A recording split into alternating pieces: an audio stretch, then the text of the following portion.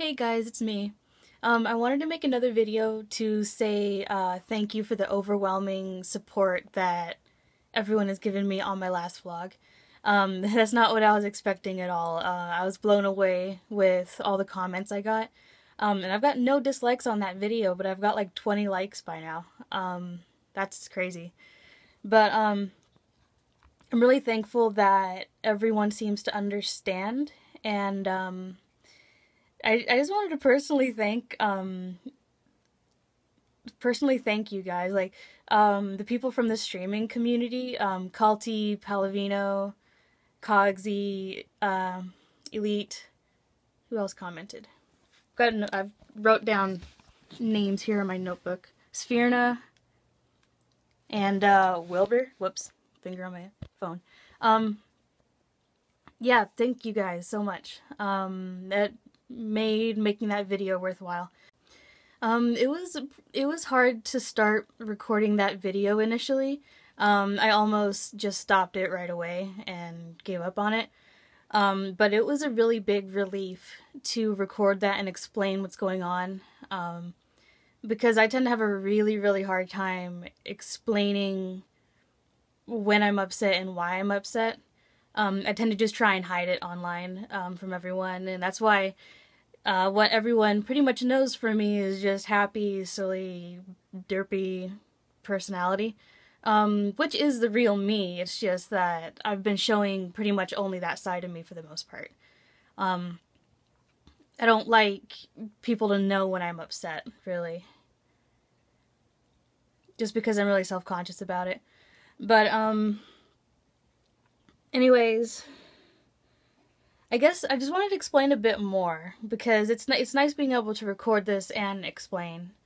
So, the reason that it's so difficult for me to be open with people, even with people that I consider my friends and who they consider me their friend, is just because, like I mentioned before, I've been isolated for probably half my life, or if not half my life, at least a very long time, either way. But that means that I never, well, not never, lately I have, but it took a very long time before I developed social skills that I would have otherwise developed much sooner if I wasn't so isolated and actually interacted and had experiences with people. So I guess that's where most of my insecurities have stemmed from, because I'm probably the most insecure person on the planet, to be honest.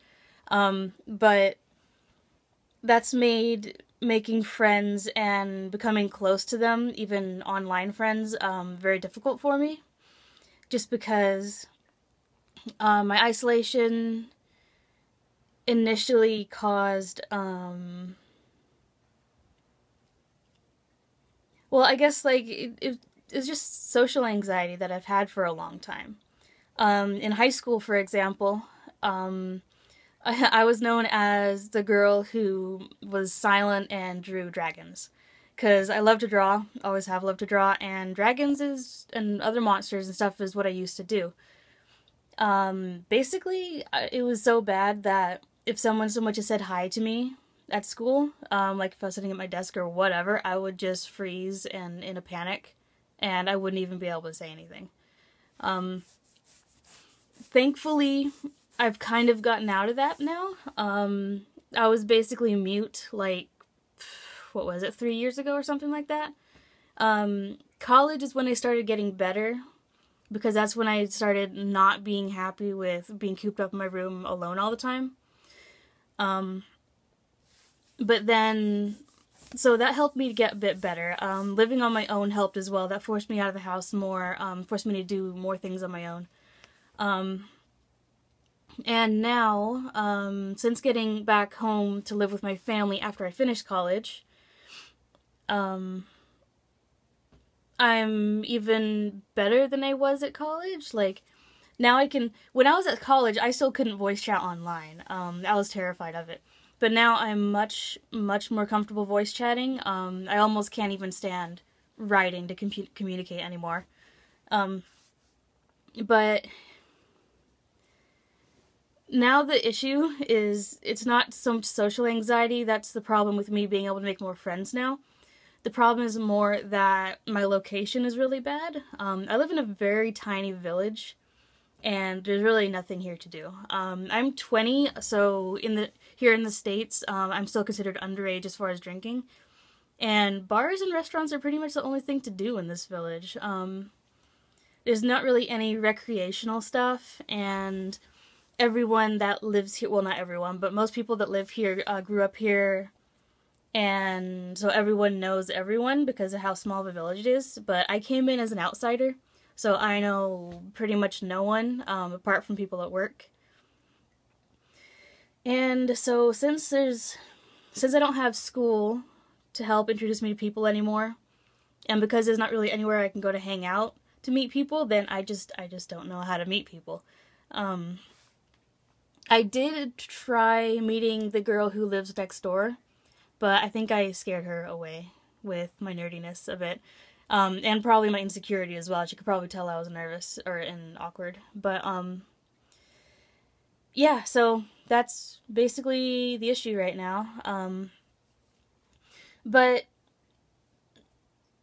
besides that, what stresses me out pretty much every day is, besides being bored, isolation really, really gets to you in multiple ways.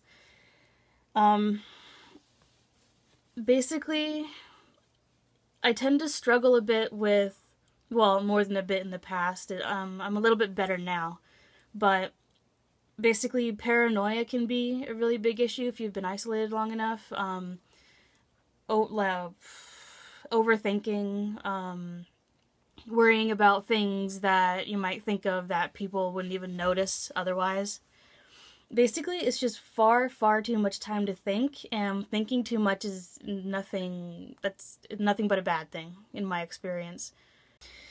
So, yeah, basically overthinking, is just nothing but a world of trouble, from what I've experienced. It causes you to imagine problems or scenarios that don't exist just because you're overthinking something that doesn't require any thought. And that's been my main cause of hurt with friendships, as of late. Because I'm imagining, and also, like, the insecurity, like, it just, throughout my years of isolation, I've kind of, without meaning to, trained myself to think very negatively, and so that's caused me to subconsciously look for negativity with text when it comes to, like, what friends write to me and whatnot, and also in just general situations. And the problem is that,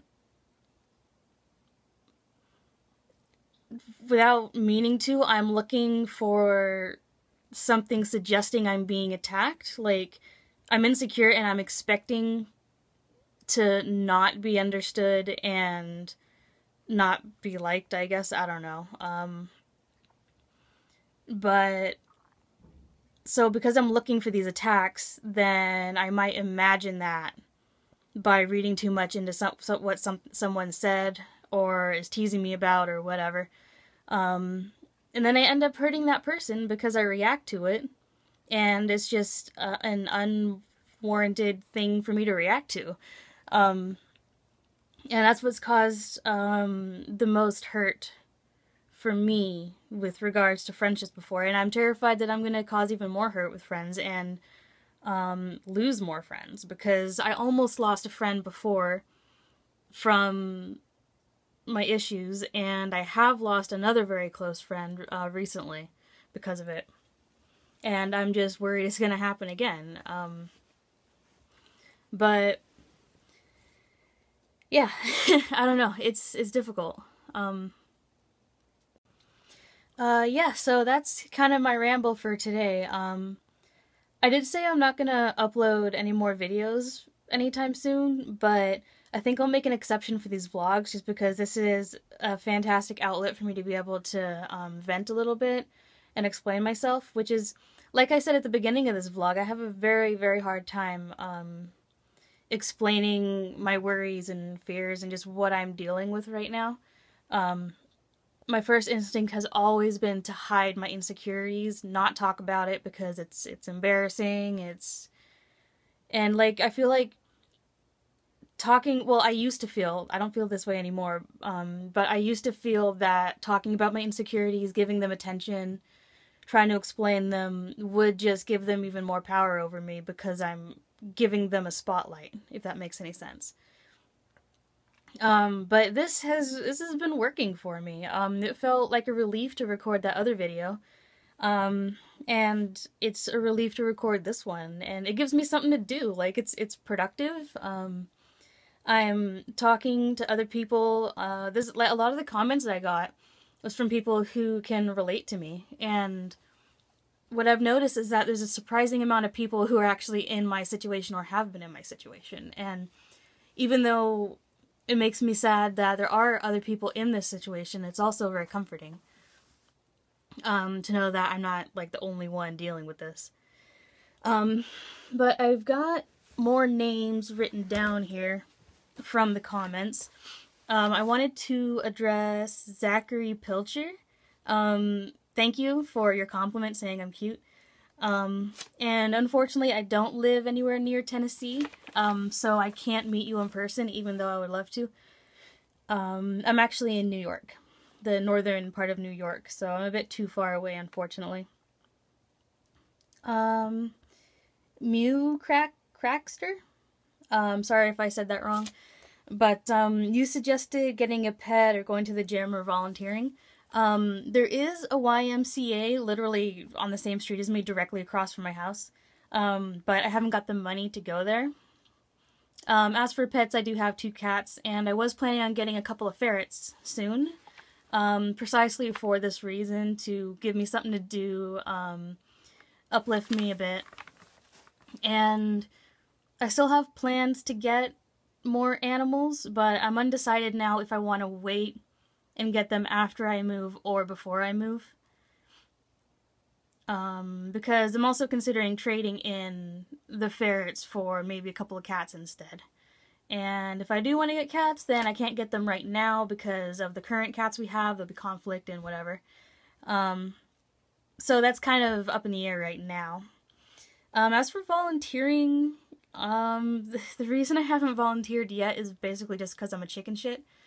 But I might go to the YMCA and ask about volunteering. It would be a good idea. So I'll think about that. As for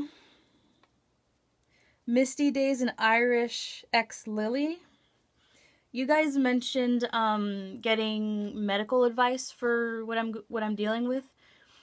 I did go to the doctor a few months ago, and I did get some medicine, but it's mainly for anxiety.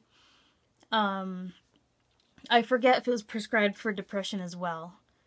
But I take it, but it really doesn't affect me too much. I don't think I need anything for anxiety. I think I need it, I don't, let me start again. I don't think medicine can help me in this particular situation. Because of the cause of it, like, I'm not gonna stop knowing that I'm isolated just because I'm taking medicine. And my situation isn't gonna change just because I'm taking medicine, so I don't see how my feelings are gonna change by taking medicine. And also, I don't want to be dependent on meds to feel alright. So, yeah, that's kind of that. And as for a part-time job, to help fill the extra free time I have outside of work, I can't really work, unfortunately. I did think about that too, but it's not really a solution that'll work for me just because my hours are up in the air for every single week that I'm working. Like, one week I might work Tuesday, Wednesday, and Saturday, and another week I could work Monday, Tuesday, Friday, and Sunday. Like, it changes every week, so there's no way I'd be able to fit in another job, just because the hours would probably conflict all the time. So yeah, that's pretty much it, I think. Hopefully you guys are interested in seeing these vlogs, because I really would like to continue them whenever I feel like talking, or whatever. It is a big relief being able to. So, yeah, I guess I'll see you guys again soon, and again, thank you so much for your support. That made me feel a lot better, getting all those comments and positive feedback. So, yeah, I'll talk to you guys again soon.